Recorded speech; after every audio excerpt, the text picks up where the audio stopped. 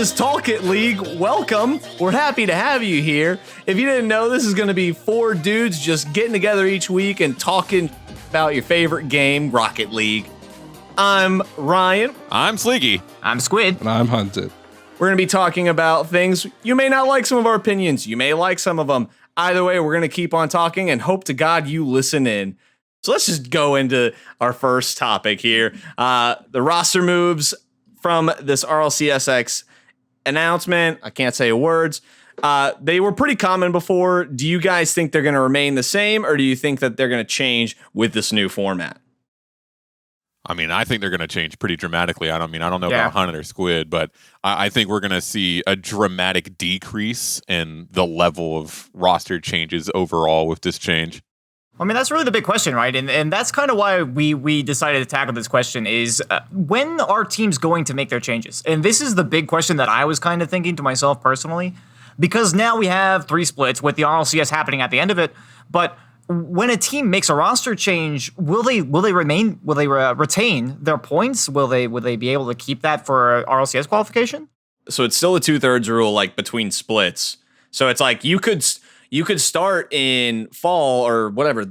Yeah, fall. You can start in fall with like this original 3-man team. By the time you get to the end, though, I believe you could just have like only one original player.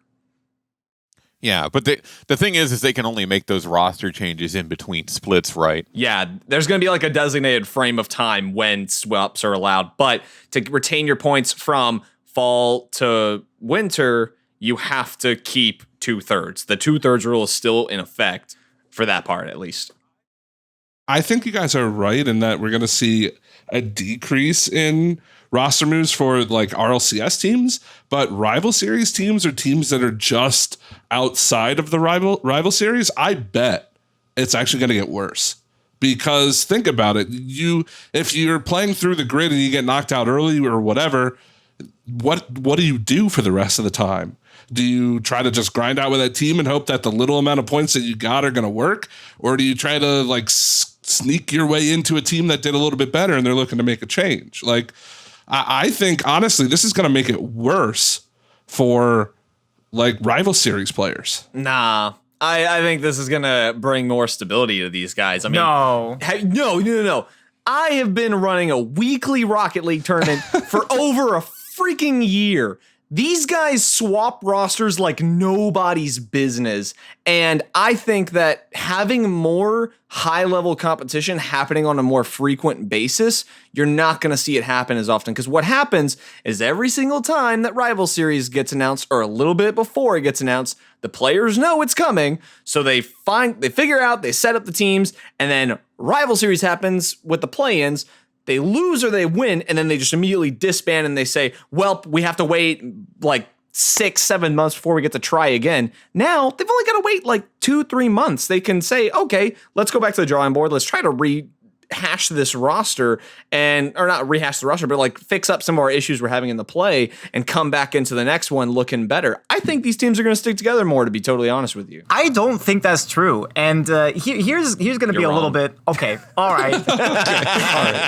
All right. Next topic then. No, I'm just kidding. I'm the host today, man. Hey, whatever, you do you. But here's the way that I look at it, right, is 2 or 3 months, in my opinion. And you do mention that it is a little bit of a shorter period of time. Of course, it will take some teams some time to adapt, but I also feel that there's a lot of really headstrong players out there who are basically hopping rosters, and I think I've actually seen it before where we have had players in the bubble scene kind of hop rosters a couple of times actually before the rival series qualifier comes around.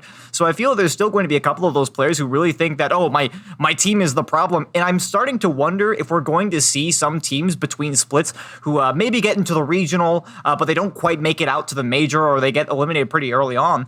I almost wonder if we're going to see some players trying to really make a name for themselves and say like, oh, hey, look, I'm a really talented mechanical player, and I'm basically like the next Justin, and trying to steal a spot from somebody who's already done well with another team on the previous split. So we could basically see a situation where some up-and-coming player basically steals a spot from one team or the next who are just about to basically get a ton of points from a previous major. You could get a third player from a roster who played 2 splits with their previous team. Maybe they made a major, they got a ton of RLCS qualification points, and then they just get kicked out.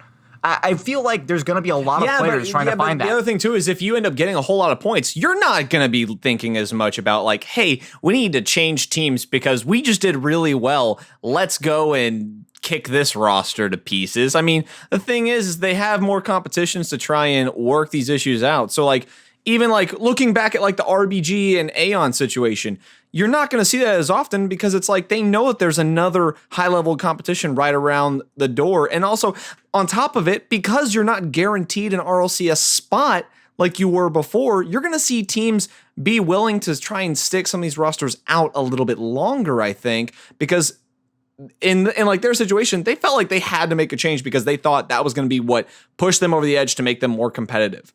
I think if you have them in this current setup, they're going to be like, okay, we have more time to try and fix this up rather than just being like, let's scrap part of this roster. I genuinely, especially if they start getting points, if you see a bubble team get any points, they're going to try and hold that roster together and keep building because they see that they're on a path. But we have seen bubble teams before have like standout runs that just like are a pop off though in certain majors though. Yeah, and I'm gonna jump in here for a second too. And I'm kind of in the middle on this. Like I can see both, and I really think what you're gonna see is you're gonna see teams use roster moves as more of a strategy than anything else. Because here's the thing: is if you start having these teams making wide sweeping roster moves, if they don't perform well, they do lose all of their earned points up to that point. And so if you have teams that are maybe they're having mediocre performances. They're doing good, but they're not doing bad.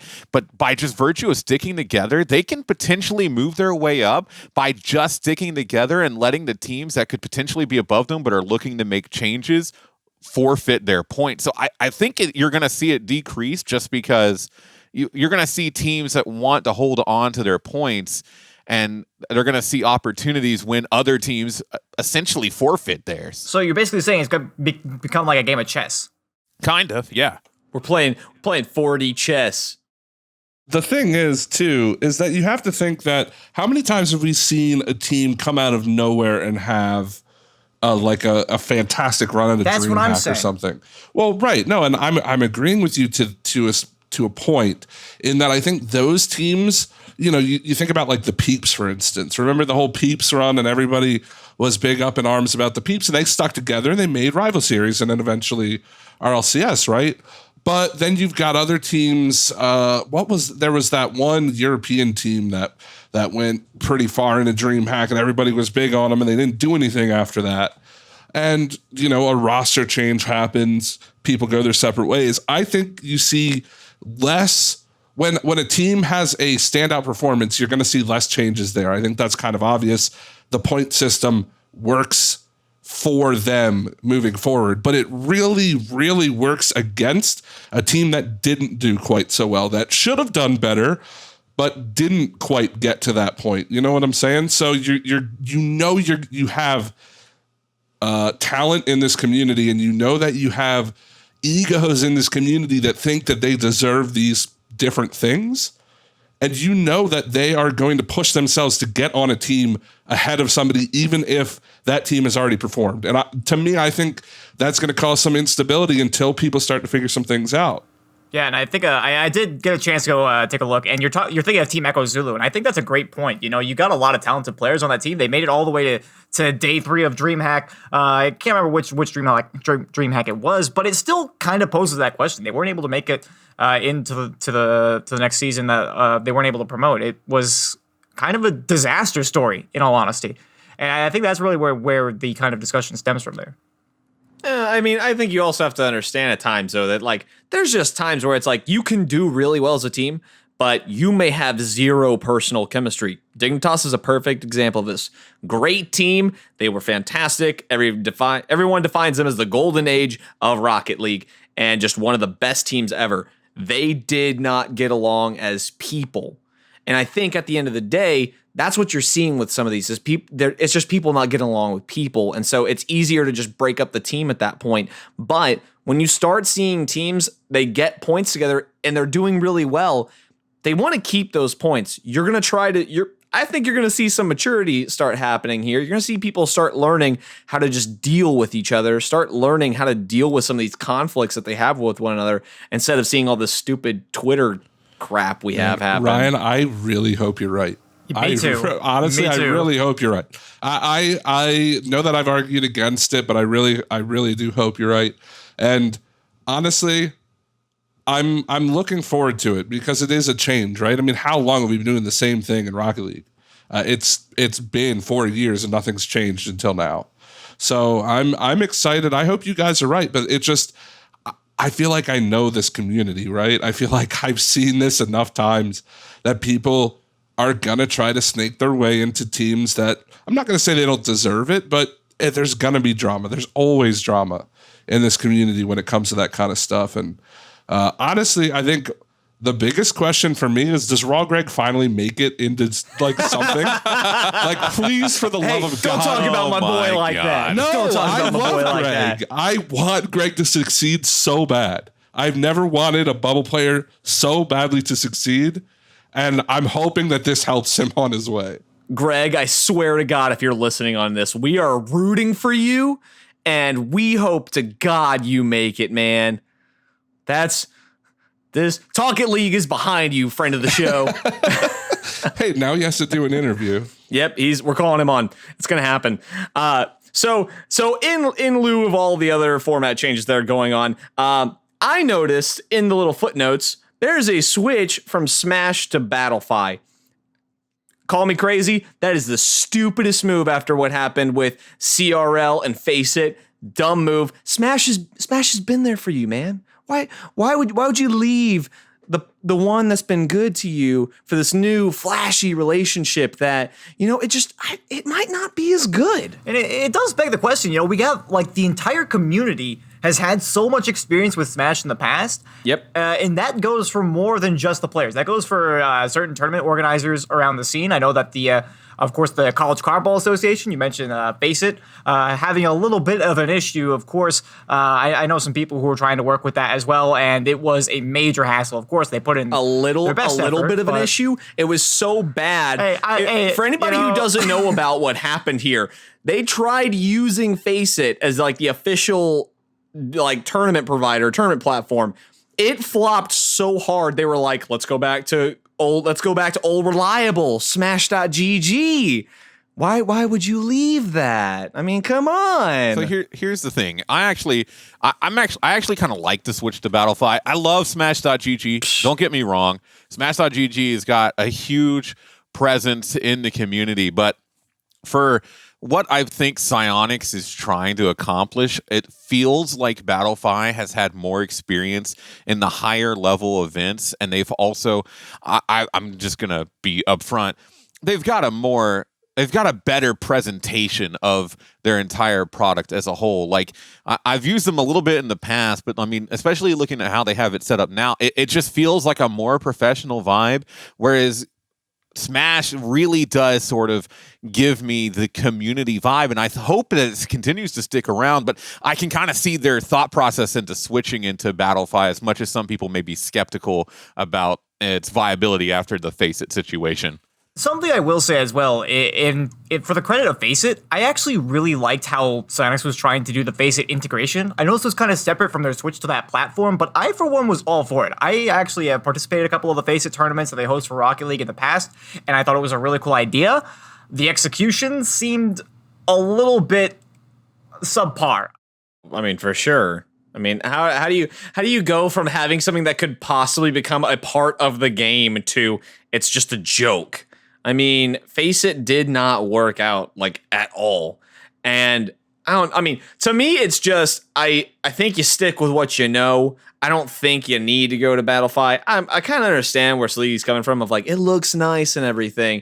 And to an extent, whenever I went and viewed the tournament page and everything, and it looks kind of like I'm just on an extension of the RL Esports website. Like, it looks nice. It looks good, but I think you stick with what you know and what the community knows, because you've built, like, the community is built around Smash.gg. All these community organizations, my community organization, we all use it. And I mean, I don't see why you switch at this point, to be honest. You've been using them for 4 years. I get it. You're starting a new format. I don't think you need to leave Smash, though, personally. Personally, I have been ready to talk about this for a while now, and I'm glad that it's brought up, because I have been thinking about it a lot and agree with you. I mean, obviously, all of us have been in the community and worked for multiple orgs over the time we've been here. And Smash has always been the staple of the community. But Battlefy, if you really dig into it and you think about what Psyonix is trying to accomplish. Now, quickly, I just want to hit you with a couple of stats that Battlefy advertises on their website of what they did in 2019. Lay it on me. They covered, or they didn't cover, but they hosted, for instance, the FIFA 2020 Global Series qualifiers or playoffs, whatever it was, the largest tournament in FIFA history, some 61 million views or something like that. They had the Overwatch, one of the top Overwatch Path to Pro leagues that had qualifiers in 7 different regions hosted on their website. Not to mention Hearthstone Masters qualifiers that had over 700 tournaments. And all of this you can see on their website.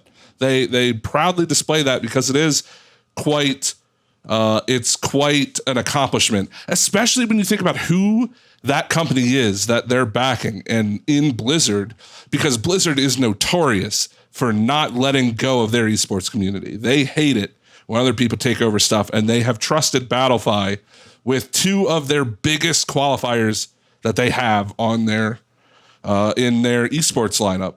But you look at that and you look at what Psyonix is trying to accomplish. This is no longer regional worlds or regional playoffs worlds. This is regional, major, all culminating up to worlds, weekly stuff, point tracking, everything.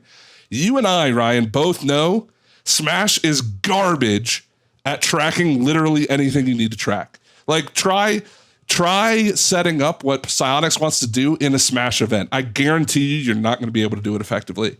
And you're not going to be able to track the points, especially with teams remaking, with teams on these, trying to retain their points, things like that, having to track them across multiple regions and across majors. It's not going to work. And Battlefy, if they must have something on the back end that can do that. Because I don't think Psyonix would go into this just blindly saying, "Oh, I hope you can help us." Yeah, that's fair. I mean, when you start looking at all the moving parts, yeah, it starts to make sense. If Battlefy has the toolkit to make it happen, fine. But at the same time, I think that if they worked with Smash, I think that Smash values RLCS and Psyonix enough to try and do whatever is necessary to make it possible. I mean, to an extent, I disagree with the move. I still hope to God it works and we don't have a face it situation, because that would be horrible across the board. I have one final point that I want to make, and then I'll relax on this subject. One final point that I want to make about this is I guarantee you Battlefy has staff that is willing to help the esports staff of Psyonix get this going. And I don't think Smash has that. That is huge. With how understaffed Psyonix has been. That's fair. And we know it. No, I mean, you're absolutely right. Battlefy is most likely willing to help them. And that is probably one of the big reasons why. And, maybe Battlefy becomes the new Smash for the community because we realize that it's an awesome site. I don't know. I can't talk to that.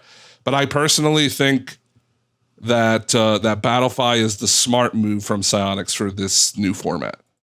And I mean, I hope it is. I hope that that's the right call. I mean, I want nothing more than to see RL Esports just succeed at everything it does. So I hope that you're right. I hope that it's the right move.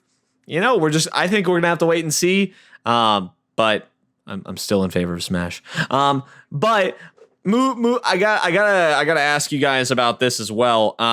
Do you think that there's going to be any majors outside of the split majors that are happening in RLCS X? Like, where does DreamHack go from here? Because that was one of the things I noticed when I first looked at all this, was it was just When is there time for there to be a DreamHack? We got so many DreamHacks with this old format, and moving to this new one, I'm like, is there ever a chance for it even?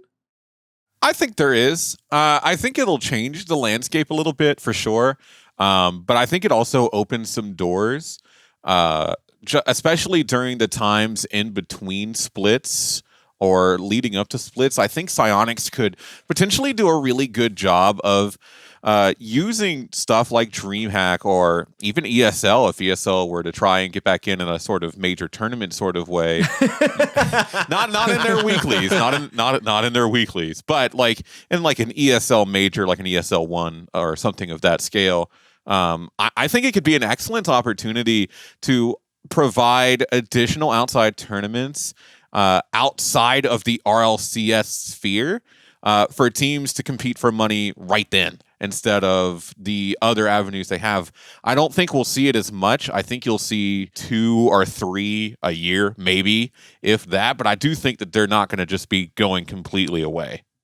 So I could just be ignorant and not have researched this enough, but has Psyonix said who's going to be running these majors? Is it Psyonix Run? It's Psyonix Run, yeah. So they're not going to be outsourcing this to, say, DreamHack, and then it would be a DreamHack major. From everything that I've seen that they've released, it feels like Psyonix for the RLC, for the things that earn RLCS world points or whatever they're calling them, all of that is being hosted and run by Psyonix. Now, I guess it is technically possible that they could utilize DreamHack or ESL as a way to hold those events, but I do not see them doing that. I see them keeping that 100% in-house. Yeah, there's no way that they give that over to and make it like an ESL spring major. Like, there's no way that they do that. Like, Psyonix is very much like they want to control it, but also like they try to be hands off when they can. When it comes to their big stuff like that, they're not going to be hands off. There's no way. They're not going to give that over to DreamHack. They're not going to give that over to the ESL. They're not going to give that over to like the Intel Extreme Masters or anything. They're not going to do it. And if you think they are, you are lying to yourself. Well, it does make me wonder though, because I think we can kind of be in agreement that I think Psyonix, they want to be hands on with how they run these majors, but considering that RLCS X is supposed to be this like year-round thing and it's like constant Rocket League action, when does that leave time for the majors? Because the majors, the DreamHack isn't going to change its schedule for RLCS X events. So the players are either going to have to decide, maybe DreamHack now just exits Rocket League because they're not going to get like the professional attendance, but they're also not going to, but you look at Counter-Strike and how many majors or events these players go to every year. Well, maybe not majors. I mean, if you talk about Counter-Strike, there are just those few majors, but LAN events that they go to. I mean, there are teams that will play 2 or 3 weekends a month in different places doing different things. And why can't Rocket League be the same? Because like at what point is there time to between the grid, the field, the RLCS X? Like at what point is there even time for any of this to even that's the happen? problem. The grid is like every week. The difference between Rocket League and Counter-Strike is just the fact that Counter-Strike doesn't have a set league system like what Psyonix just established. Psyonix just established something that is more akin to what League of Legends has. You're not like you can't make that comparison because it's comparing apples to oranges. And I don't think that I'm with Squidd. I just don't see when is there time to do any of these DreamHack majors because there's so many other things that are going to be happening, whether it's the open circuit qualifiers and the playoffs to get into the major and then the major itself and the grid and the field and just, they have so many new moving parts that it's just when it feels almost like, great, there's a lot more Rocket League, but when is there time for any of like the stuff that we've had before? For as far as running these additional LAN majors, it's going to be up to the DreamHacks to do that. And one thing I will say is, regardless of how busy they are, regardless of how many events they're doing, if DreamHack puts up a big enough prize pool, you're going to get pro teams show up. It's the money is going to draw them to it. And they're like, and I'm sure that the people working at DreamHack or wherever, when they're planning these tournaments, they're going to try and work with teams in Psyonix a little bit to at least try and fit it in somewhere. But as long as the prize pool is there, the teams will show up. Yeah, but the problem is that Psyonix, if this is Psyonix's way to go full Blizzard in that they don't allow anyone to do anything, I mean, we've already seen them reject tournaments for different things. What's stopping them from saying, what's stopping them from saying, hey, DreamHack, no, sorry, you're not allowed to do Rocket League anymore? I mean, they've done that to other people. Is this part of them, like, is Epic kind of up there as well? Maybe trying to give them some guidance, being like, hey, we want you to become your own thing, so that way you're like an independent standalone, right? Because if they don't have, I mean, Epic, they ran their own stuff. The Fortnite World Cup, all that, BS. They ran it themselves. I mean, I'm not going to knock the Fortnite World Cup. That was a very well put together event. I mean, $30 million prize pool, the Fortnite BS. Sure. I thought we were doing the hot takes last. I'm not a big Fortnite fan. Bro, I'm not a Fortnite fan. I'm a Rocket League fan. Come on. I don't know what's going on. I am too, but at the same time, you can't deny that massive prize pool. Okay, yeah, sure. You can slap a massive prize pool on anything. It can still be a garbage event, Yeah, but that event was extremely well run, though. Squidd's gonna see like a $60 million prize pool and be like, nah, that's garbage. That's trash right there. Hey, when has anybody ever trusted my judgment? That's all I'm saying, Squidd, that's a garbage game. I'm never playing it, and you shouldn't either. Insert one of the most popular games in the last 3 years. Hey, come on. That popularized like an entire genre, basically, alongside PUBG. Well, PUBG pioneered it. Fortnite refined it. Alongside PUBG? All right, yeah. Now we're good. Now this is the hot take section. We are getting a little off topic, though. Along with PUBG? That's later in the show, man. Come on. But I mean, at the end of the day, you have to wonder where they're going with some of this. And I think if we do see more DreamHacks, that's great, because the community, I love DreamHacks personally. And I hope that we keep seeing more stuff like that. I mean, I hope one day that, maybe I get to go cast one. That'd be cool.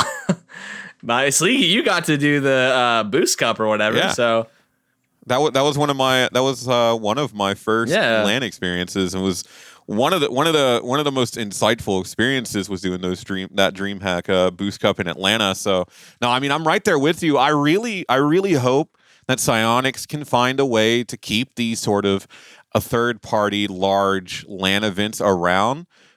Just because, I mean, it could, if anything else, they can be a sort of break in pace from RLCS. Just a real quick, hey, we know you've all been really enjoying the RLCS so far, but take a look at this one-day tournament for $75,000 to $100,000. It's a lot of fun. It'll be over this weekend, and then we can jump right back into the normal competitive play of this RLCS season. I think it has its space. Honestly, I know that we've been talking a lot about this, but I'm honestly most excited for when people get on Twitter and start that there's too much Rocket League. It won't be me, I'll tell you what. When we have complained about not enough Rocket League, and there will be people on Twitter frustrated with the amount of Rocket League we have. I think looking at Lukash right there, he's going to be burning his hands every single day. Liquidpedia's got their Monka S over there getting ready for this. Well, I mean, he's already started that. Updating the Liquipedia page 24/7. Now, Liquipedia better start paying that man. Yeah, I mean, I don't blame him. I mean, all right, hold on. Let me amend my statement. If there is any person who is allowed to complain about the amount of Rocket League, it's him.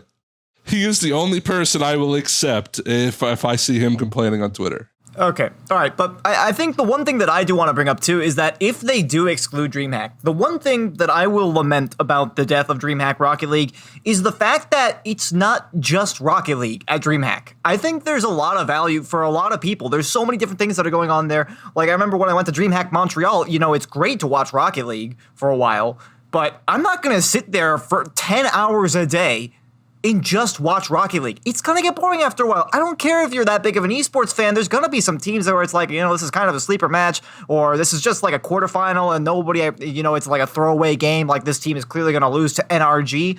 It gets boring. So if you have if you have four lands a year, right, with the 3 majors in the RLCS that are just Rocket League, I am not going to go to all of them. In fact, I'll probably skip out on Worlds a couple of times in a row because it's just not worth it. I can have the same experience hanging out with my friends in a Discord chat, wherever the hell I feel like it, and still get that same hype experience when somebody scores their second goal.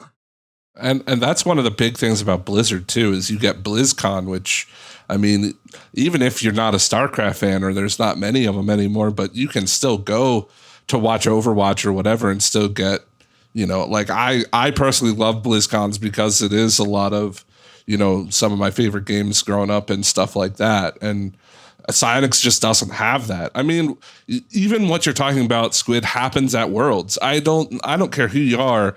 There are definitely times at Worlds where you kind of would rather just hang out with people instead of watching the game. I have fallen asleep at Worlds before. Wow. I have at the venue multiple times, actually. Did we pick this guy up from off the street? You know, there's just those times. The funny part is, I'm pretty sure I've woken him up at Worlds before. You just like get those matches where it's like, you know, I'm really tired. The travel was long. Squidd taking sleeper match to the whole new level. I don't think I've disagreed harder with a take so far in this podcast. Bro, it's literally Resident Sleeper. I'm just saying. Squidd, you're like the living meme of like energy playing. I watch. You see someone low, I sleep. Okay, I'm actually kind of the opposite. You know, NRG playing against somebody throwaway, I don't care. But Rogue, if Rogue is up, I am there, dude. I am watching Rogue. They're my boys. Yes, Squidd, I'm with you. I want the upsets, man. I mean, you're not going to get one with NRG. That's the problem. I mean, you got to think about stuff like Renegades versus Veloce. Like, that doesn't sound like a great game on paper, but I mean, it's part of history now. What was it, like an 18-minute, like 20-minute overtime? It was the worst match I've ever seen in my entire life, and I loved every single second of it. To be fair, I always enjoy watching the extra regions, if you will. Yeah, I love OCE especially. I really enjoy others. The others. Is that like is that how we're referring to them? Well, hey, it's almost how Psyonix is referring to them at this point. Is it not? I mean, you know, we have a talking point that we're going to talk about in a second. You know, speaking of which, that's the best segue we could possibly ask for. Speaking of the others, they lack official support in Asia and Middle East for RLCS 10. So do you think the regional representation is too biased? What are your thoughts here? Bro, I am definitely of the opinion that it is too biased. We've seen the Middle Eastern teams and players play at the top level, and we've seen the Asian teams play at the top level, and guess what? Where are they at in RLCS? Freaking nowhere. They're nowhere to be found. In South America and Oceania are still only at 2 teams. Are you kidding me? OCE have made it much farther in Worlds. They've made such improvements, and they're not even giving 6 out of the 8 RLCS teams there a chance to compete. And arguably the last couple of Worlds too, some of the best talent in OCE didn't even get to go to Worlds because they had a bad finals or whatever. And I mean, you can't argue one way or another. I mean, people are going to lose, but it would still be nice to see equal representation. But at the same time, too, you got to remember, though, I mean, even places like League or esports like League and stuff don't have equal representation for regions. I mean, you've got to cater at least a little bit to where your game's popular, I would imagine, or at least where you've marketed the heaviest, which I would imagine is NA and EU for Rocket League. Yeah, that's fair. But even on top of that, they could at least provide a little bit more prizing to those regions. Well, you see, it's a weird thing, right? Because I really don't think it's biased, because biased would essentially be assuming that Psyonix is focusing on NA and EU because they like them for no good reason. But like sort of Hunt had alluded to, it's like those are their major regions. And it's this weird situation for me, because I would love to see, especially the Middle East, would love to see these Middle East teams be given a chance in RLCS. But at the same time, like if we continue to add teams, Worlds is going to turn into like a 2-week-long mega event. It's going to take... What's wrong with that? What's wrong with that? Here it is. He's already complaining. Hey, I'm fine with us going the Dota route, baby. Let's go the Dota route. I'm down. Look, man. Look, as great as it may be, I do not want to hang out in some European city for 2 weeks. I'm not made of gold bars with diamond encrusted steel. Sleeky, that's on you for not making enough money. Okay. Don't put your penniless self on the rest of us. No, I'm kidding. But like with that, I do think that there is some middle grounds, and I especially on Reddit, I've seen it mentioned a lot, and it's a valid point. Is that why can't Middle East, for instance, participate under EU? Why can't they just go under the EU banner? I know they're not in the EU, but I mean, it's Psyonix making the rules here, and just compete under that. And they have the slight disadvantage of they're playing on EU servers. But I want to see these teams compete, and it feels like we're missing out on some really top level talent by not. Even if it doesn't involve making a league for the Middle East and Asia, at least finding ways for them to try and participate. Because, I mean, look at recent Salt Mine. Khaled out of his mind. There's so much talent in the Middle East alone. I want to see that in RLCS. But therein lies your problem, though. Aside from Sandrock Gaming, list out another team that is decent from that region that can compete on the world. Don't put me on the spot like that. Don't put me on the spot. No, but that's exactly the point. Is Sandrock Gaming is all that they have at the moment. And it's like Sandrock Gaming, they're great. And I understand why people want to see them there. But at the same time, like your question of why can't they play on EU servers? It's not their region. They're the Middle East. You don't say that's Europe. That's so pedantic, though. Yeah, sure, it's not Europe. Whatever, but you know that's how it is. It doesn't have to be how it is, though. That's the thing. They got like the same ping. At the end of the day, though, Middle East doesn't have anything else aside from Sandrock Gaming. Okay, now time out. North America sucks at League of Legends, but still we send teams to Worlds. That's all I'm going to say. You never, that you can't use that argument for everything, because remember how much we focused on, at least I got the privilege of casting the South American Grand Series playoffs a couple of times in English. And you got to watch the teams that would then go on to Worlds qualify. And that was awesome. And one of the cool talking points that we had during that broadcast is this is something for these teams to only make their region better by sending teams to Worlds, even if they get dominated, even if they don't score a single goal, they're there. They're likely scrimming against teams in North America, EU. They're making friends there. They're making contacts for coaching, things like that, whatever. But at least they're there and their region is showing up to No, and I think that's where you're misunderstanding me. I'm just saying like they can't. No, you can't do the cross region thing is what I'm saying. I'm not saying that they should never get support, and it's going to happen eventually. It sucks that it's not there yet, but the reason of why, and I was more responding to Sleeky's earlier thing of like, why can't they participate in the EU RLCS? Because they're not EU.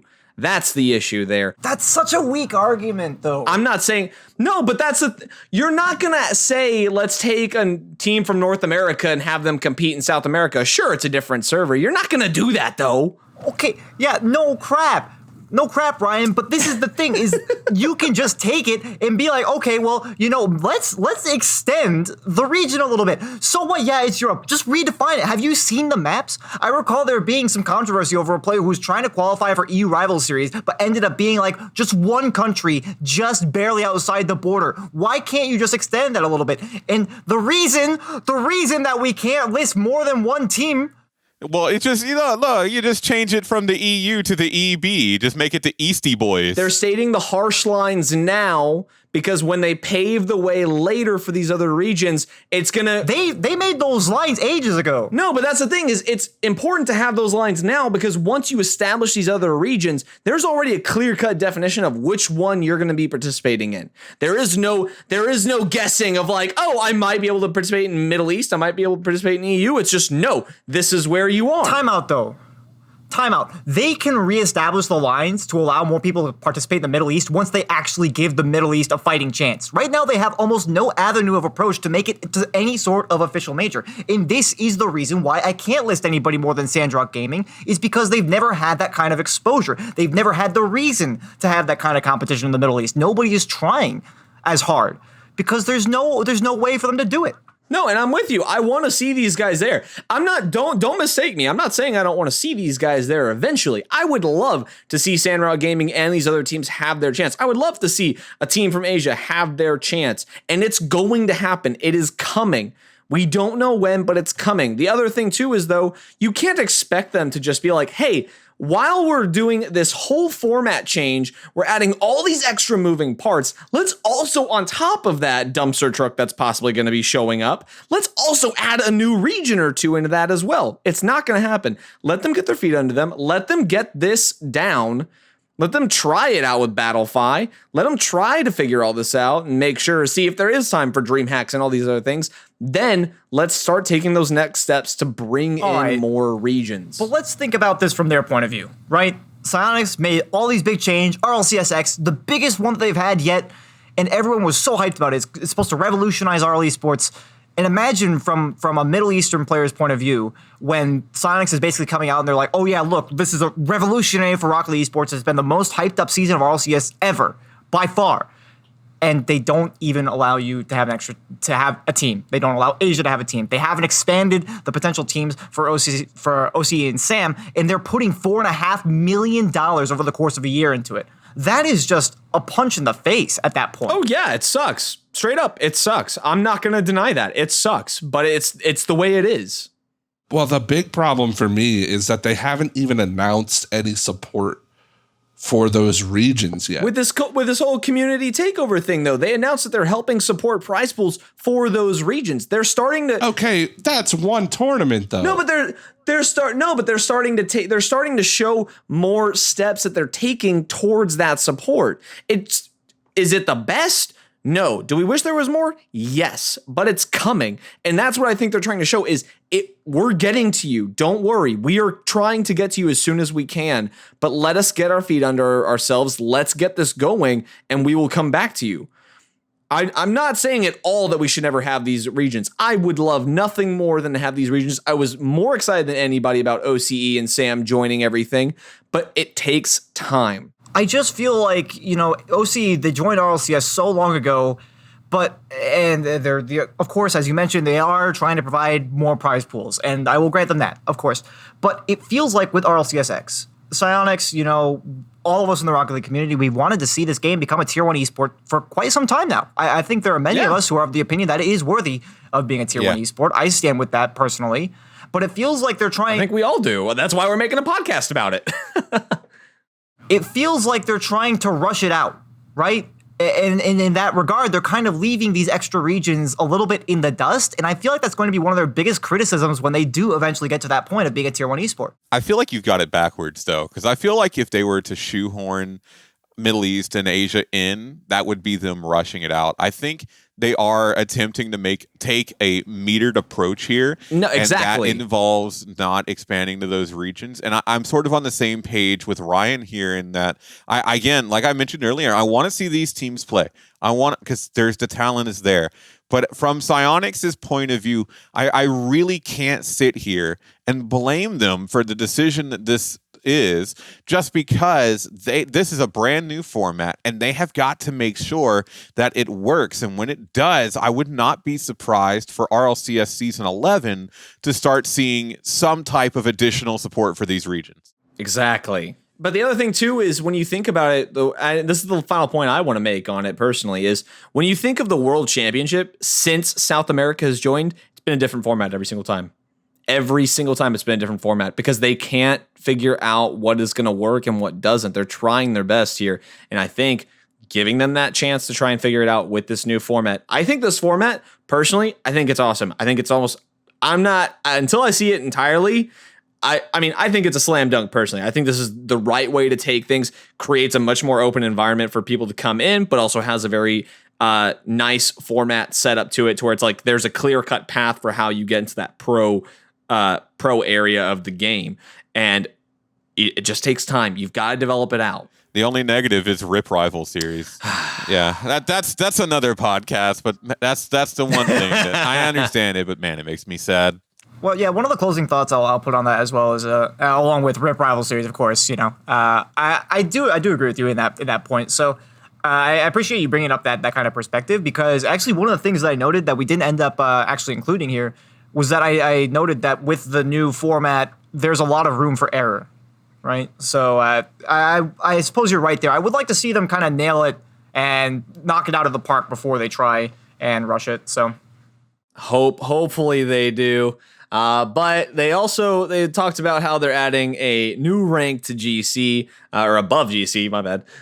And there's been some debate on Twitter and stuff. I mean, personally, I think it's going to help promote more competition. I don't know about you guys, but I think there's going to be more competition at the higher end when it comes to ranked games with this edition. I just hope they call it GC2. GC, Grand Champion 2, Electric Boogaloo. There you go. If they call it that, I'm all on board entirely. I really don't think that it's gonna do anything meaningful. What? I know everybody and their grandma has been like, we need a new rank above GC. It's not enough. There's so many players in here. The skill differential between 1550 and 1950 is astronomical. And yes, it is absolutely astronomical. It's insane. But at the end of the day, when you hit GC, it's a different environment. When you're in Diamond, you say, hey, to your buddy, you're like, hey, what rank are you? And they go, Diamond 1 or Champ 2, right? But when you hit GC, you don't say that anymore. You don't go, I'm GC. You go, I'm 1620 or I'm 1735. Like the rank now becomes your MMR. That's what everyone goes off of. And that's why, it doesn't bother me that they're adding a new rank. I would like to see a new rank just because it's interesting. I personally hope it's a top 500, similar to how Overwatch does.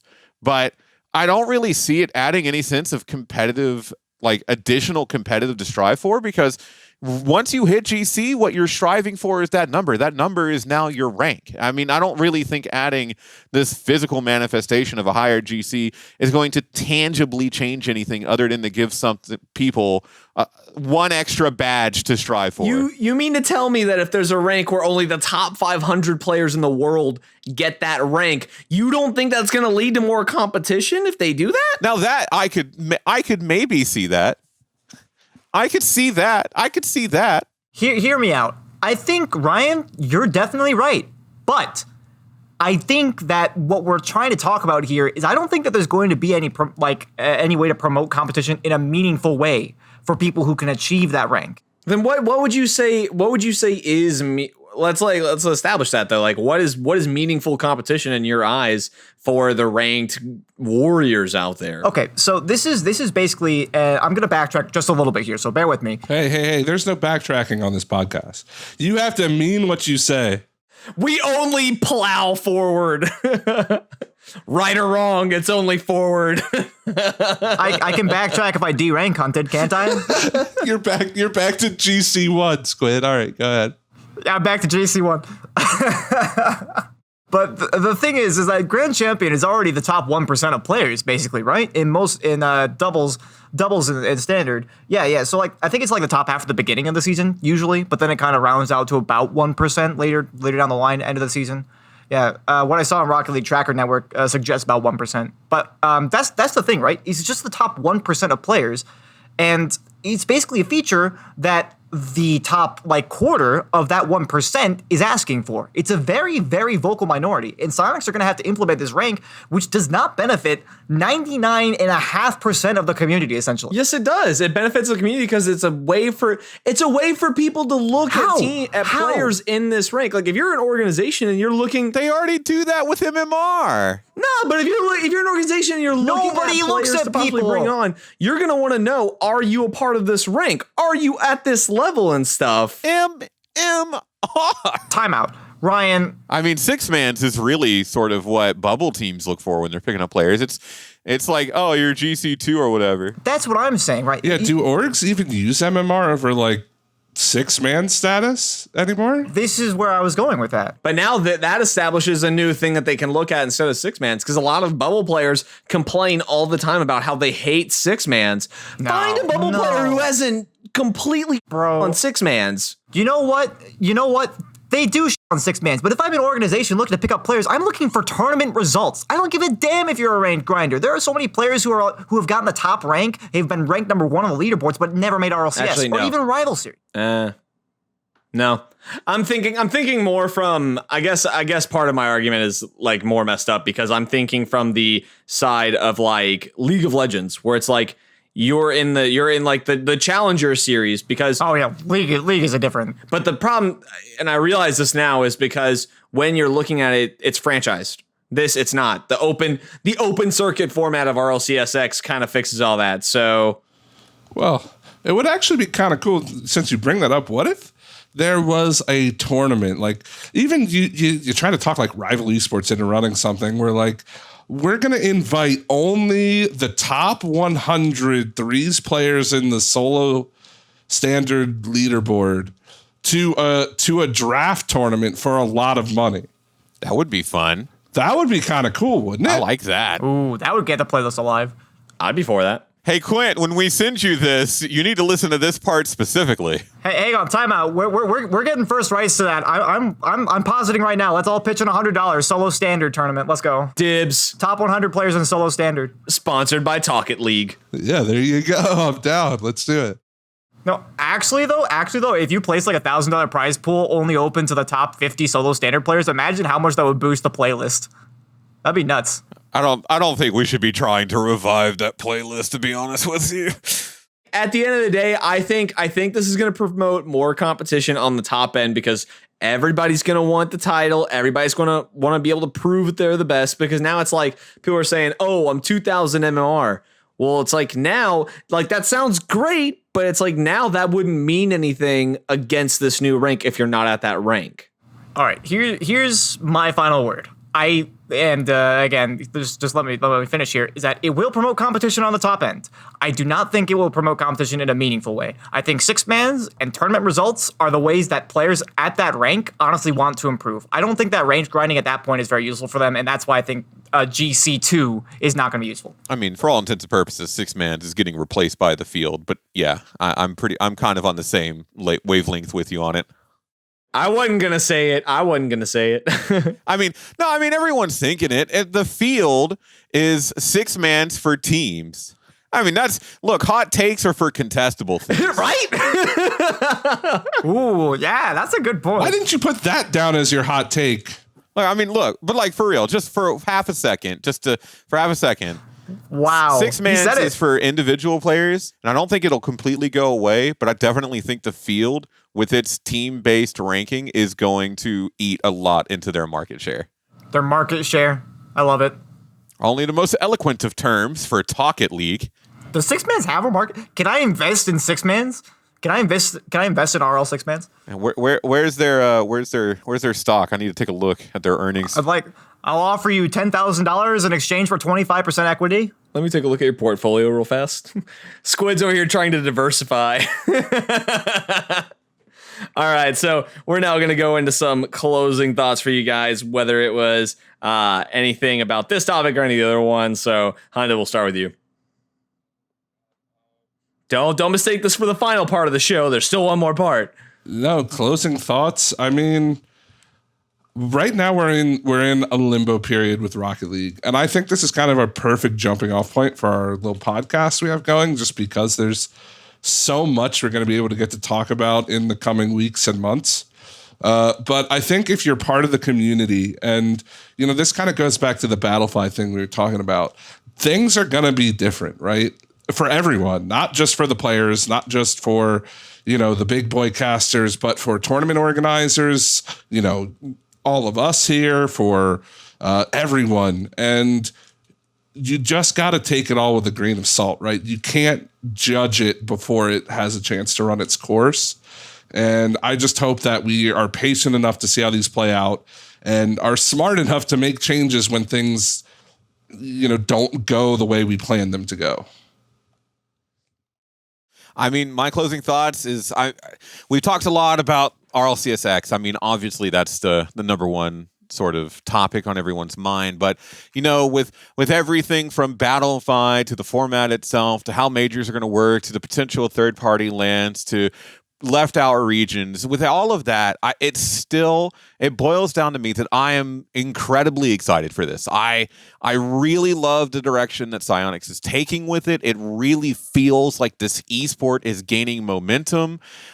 It feels like everything is sort of falling into place, and if Psyonix can execute on it, and with the team that they've really started to build, especially if you look and sort of with the community tournaments in the summer and the spring series before that, it really feels like Psyonix is really putting an attention to detail with this, and if they can nail it, Rocket League is going to start to edge its way very quickly into the tier 1 esport category, and I'm excited for it. Yeah, you know what? I have to agree with you guys. And I said a lot of stuff that I feel could potentially go wrong with RLCS X. I had a couple of criticisms about the regions, but I think what it really comes down to is the fact that we desperately needed this change in the format. We've had so many RLCS where it's like the only changes that we've had are the way that RLCS plays out, and they had a group stage before. They changed it from just a bracket to a group stage, which was great. They added OC, they added South America. Outside of that, there wasn't really much going on. So I think the change is good, and I think that even if it doesn't go how they planned, making mistakes always is the path to improving, and they'll nail it the next time around. We know that for certain. We've seen that with Psyonix so many times, and I think that another one of the key elements when I'm talking about that is even if it does have some issues or some bumps along the way, they've already established their reputation, throughout the years that we've had them supporting the community. We are going to forgive them if they make mistakes. I don't think there's really any doubt about that. Of course, we're going to provide them with feedback whenever necessary, even if it's a little bit harsh, but at the end of the day, they're going to get it done. Yeah, I think at the end of the day, I'm really excited for what this means for a lot of the bubble scene teams. I'm just excited for what it means for them, because now these guys are finally feeling not like they didn't have a chance before, but to me, it's like you get more chances to try and go compete with those who are at the top. And it's not only that, but it also means that those who are at the top, there's no more time for you to be complacent. You can't rest on your laurels, because someone is going to be out there and they're hungry for this, and they're going to come after you, and they're going to try and take these tournaments by storm. And so I'm personally excited to see what this does on the lower end in terms of elevating the overall skill level for these guys. And I mean, we argued a little bit about it, but I mean, I really am excited for whenever Asia and Middle East are added to the family of regions. And that's a day that I can't wait to come. And I mean, I hope it gets here sooner rather than later. I'm hoping that this is a banger of a season, and we go into RLCS 11 and they're like, you know what? Last one was so great. Let's go bigger. I hope to God that's how it goes. And I mean, really, at the end of the day, Hunted, you're exactly right. We're in a limbo time. This is almost one of those things that kind of makes or breaks it. It could be really great, or it could be just a dumpster truck that's on fire and it's about to go off a cliff. We have no clue. We're just going to have to kind of wait and see. And, the anticipation is killing me personally as we get ready for the field, the grid, and RLCS X to kind of get underway. But that is going to conclude our final thoughts. We want to try and end each show not on a positive note. We want to piss some of you off. So we're going to end it with a hot take, and this week's hot take is going to come from Hunted. Yeah, so hot take, boys. I hope you're ready for this one. All right, so my hot take is...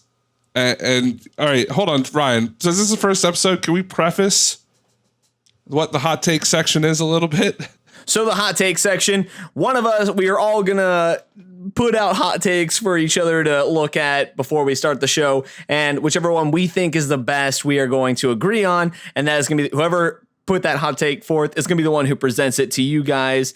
And you get to just listen in and see what our thoughts are for this, because at the end of the day, like I said, we're just here to piss you off. We just want to start conversation, whether you like it or not.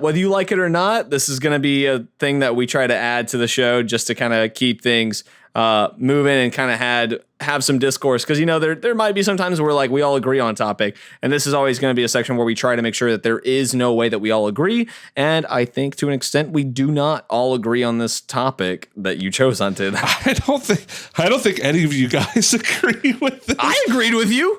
Okay, well, there you go. All right, here we go then. All right, this is the hot take of the week. Get on with it. Squishy is not the answer for NRG. Agreed. 100%. Hard disagree. No. You got to hear me out. This is my time to argue my point. Squishy is a wonderful player, has always been a wonderful player, played great for Cloud9.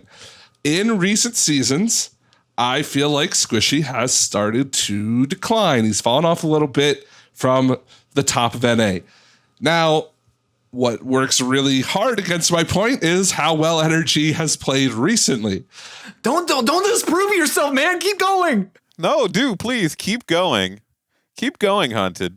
I can hear the fanboys like cringing. The fanboys are already going to Reddit. No, hold on. It's still Hunted soapbox. Yes, listen.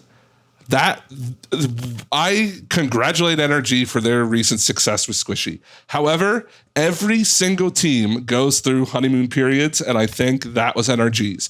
Squishy, to me, does not fit in with the style of gameplay that specifically Justin likes to play. I feel like Squishy and Justin are very similar players. They are very mechanical. They love to be aggressive and take the offensive opportunities. I think Turbo, and before him, Fireburner, were the rocks of the team. They were players that, okay, you're not getting by me. I'm winning this 50-50. I'm, keeping the ball in the zone. I'm playing defense. I'm not scoring a whole lot, but I'm going to keep our star player in Justin on the offensive side of the ball. And Squishy, to me, does not have that same characteristic. Does that mean Garrett G fills in that role? I really don't think he will. I think he will try, and I think they'll have some success. I mean, I just don't think he does it as well as Turbo at the end of the day. Exactly. I don't think Garrett G is Turbo Pulsa. I don't think Garrett G is Fireburner. He's great, and he has his own role. But with Squishy, it's going to be a new NRG style, and I don't know how well Justin and Garrett will adjust to that after playing the same way for, what has it been, like a year, 2 years almost, or something like that? So, I mean, it worked once. I just don't see it working again. I don't even need to argue. He did such a good job. I'm trying to find the word that describes how much I disagree with you. I think vehement comes to mind because... Look, here's the thing, is you touch on one thing that I think is key to why I personally think Squishy is an extremely good fit for this NRG team, and it's that him and Justin have similar play styles. And I think those similar play styles with the sort of anchoring and defense in the midfield that Garrett gives them is why they're going to succeed. Because if you think about it and you look at how they perform in Codename Covert and in the Beyond Star Series Qualifier 1, Justin and Squishy are so insane at being able to combine together for passing plays that other defenses are just not prepared for. And one of the things, the reason I think that is going to continue to be a trend for them is because when you have a player like Turbo filling into this team, you can get used to how he plays because he's so smart. He knows how to position, but teams can plan around that. But frankly, chaotic nature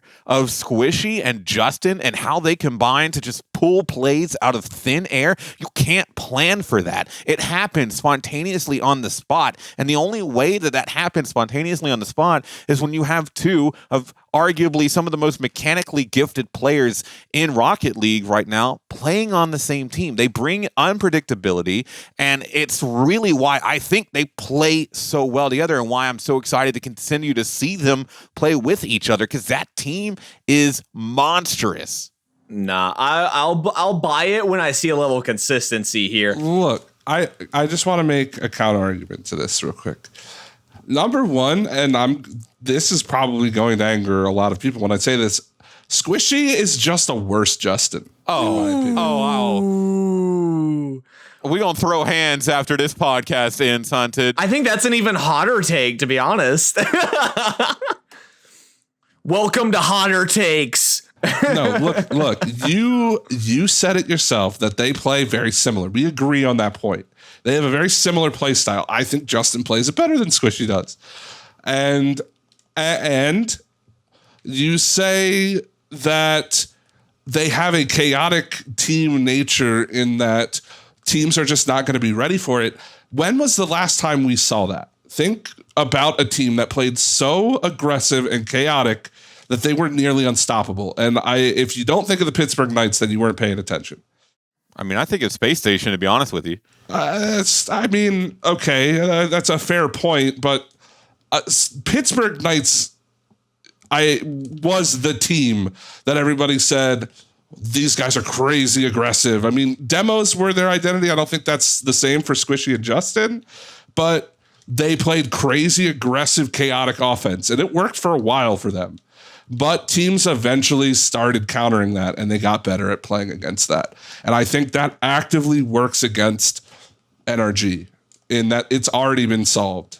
I think the difference is that with the Pittsburgh Knights, as good as they are, there were players on other teams that were better, and there's not a whole lot of players outside of Sipical, who in my opinion is the best player in Rocket League right now. There's not a whole lot of players that have the mechanical ability to be able to physically counter Squishy and Justin together. I mean, I think at the end of the day, like, I need to see Energy continue to pull this out, because the problem is you will. No, because whenever we saw Turbo first join the team, they went on to win BTS. They then went on to dominate through league play, go on to win the world championship against Vitality. They showed that they were able to consistently stand up at this high level of play. And I'm with Hunted here. I think this is a honeymoon phase. I don't think it lasts. I think that ultimately Squishy is not the answer for these guys, because I don't think that Garrett is going to be able to fill what Turbo Pulsa did for them. I think, in all honesty, I think this is something else people might not like as well. I think if you were honestly looking to make a change, I would say instead of pulling out Turbo, you replace Garrett with Squishy. If what you're looking for is what you're saying, Sleegy, if you're looking for two dynamite players who are going to come out and just blast the offense, like, I would say Squishy and Justin probably fit that bill better, and Turbo would be the better defender over Garrett here. I think the one benefit I'll give to Garrett in this situation, though, is I think Turbo's better presence on the field, but I think Garrett might be a better personality fit for that team, which is something we touched on way earlier. Fair. I can agree with that. I mean, people disagreeing with people and all that stuff. I can agree with that. I think that makes sense, and I mean, I would be willing to bet that some of that might have been the case. But all right, Hunted, this was your hot take. You have the floor to close it out. Sleeky, you and me are going to shut up now. Well, all right. So the thing with the hot takes too is, they're hot takes, right? They're not supposed to be necessarily good takes, but what do you mean? No, listen. But the point of this during the show too is to, have fun and try to convince people who may be on the opposite side, right? And so Ryan, you kind of already agreed with me. I know that Sleegy is not going to change his mind on this, and that's fine. But I would like to know what Squidd thinks. I want to know if I convince Squidd at least a little bit. Squidd's internet has been messing with him, so he had to dip out a little earlier. He's having some technical difficulties over there. We will get his opinion at the beginning of next show. His internet is as consistent as his takes. Oh no, dude. All right. Well, that was all right. Well, anyway, I don't know. I like the hot takes. I feel like we're gonna have a lot of fun with that, but no, I think this is gonna be a lot of fun. And guys, we hope that y'all enjoyed listening to this show. We know that it's a lot of this is banter too. I mean, at the end of the day, like we all are good friends and everything, and we're all co-casters in a lot of stuff. But we hope that you guys enjoyed this. We hope that you tune in for more. This is just the beginning. Like we said, we want to keep doing more and more of these. Hopefully, we'll be able to put out one a week at least. And keep giving you guys some more fun opinions on a lot of these different things. Keep giving you more of the banter and stuff. But eventually we'll have Twitter, if I'm not mistaken. I think that's like the plan is like we'll have a Twitter. Is it just Twitter? We want to be old school and get a Facebook. No, there's one an active uses Rocket League Facebook. community on Facebook, I think. No. So eventually we'll have a Twitter handle that you guys can go check out. But in the meantime, we're gonna have these posted on Spotify, iTunes, Google Play Music, Pocket Casts, and did we decide on YouTube or not? At least. Okay, we'll also be on YouTube. So eventually we'll have a YouTube for you guys to go follow as well. Be sure to go like, subscribe, give us 5 stars, all that good stuff. We appreciate you guys very much. But this has been Talk It League episode 1 in the books. I'm Ryan. That's Squid, Slee, and Hunted. And we hope to see you guys next time.